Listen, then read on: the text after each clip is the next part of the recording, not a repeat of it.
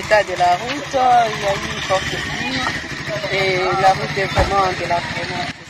C'est ça des problèmes, c'est ça le Congo. Nous sommes vraiment en périphérie, les routes ne sont pas construites. Nous allons à Tandala pour soigner les femmes vivantes avec des fistules. L'équipe des Panzi du Dr Mukwege, prix Nobel de la paix 2018, est au 3e jour de réparation des fistules urogénitales à Tandala dans le sud d'Ubangi.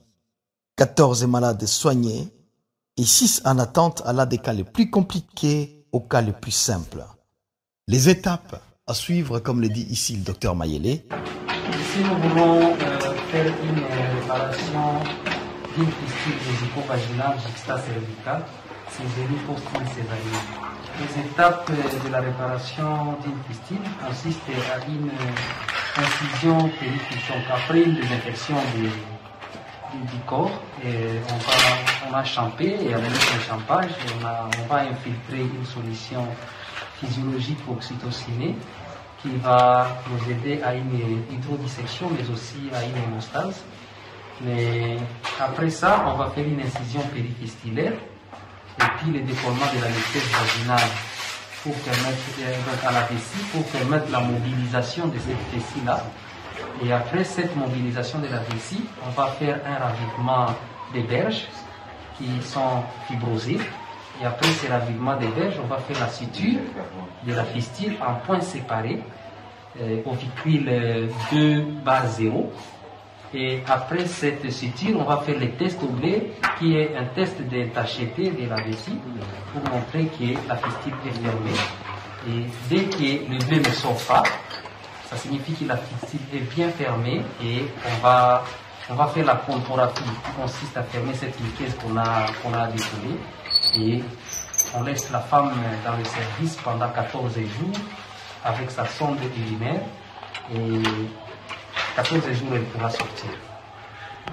C'est après 16 autres réparations réalisées à Mbaya et où chaque malade reçoit un kit de dignité après l'opération.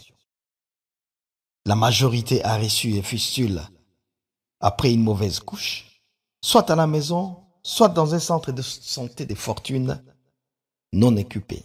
Signalons que le service de santé reste un casse-tête dans cette partie du territoire, faute d'équipements adéquats et où les mariages précoces et encore des traditions. Après Tandala, cette équipe se dirigera à Gemena, la capitale du Sud-Ubangi, pour poursuivre les réparations des fistules. La demande est réelle par rapport à la réparation des fistules obstétricales chez nos femmes. Donc, je pense que vous êtes avec nous depuis que cette campagne a commencé.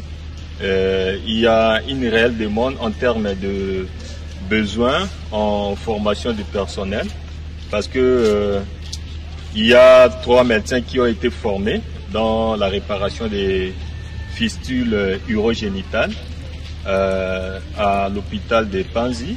Il y a aussi 2 infirmiers seulement qui ont été formés en technique et d'anesthésie, mais c'est quand même insuffisant.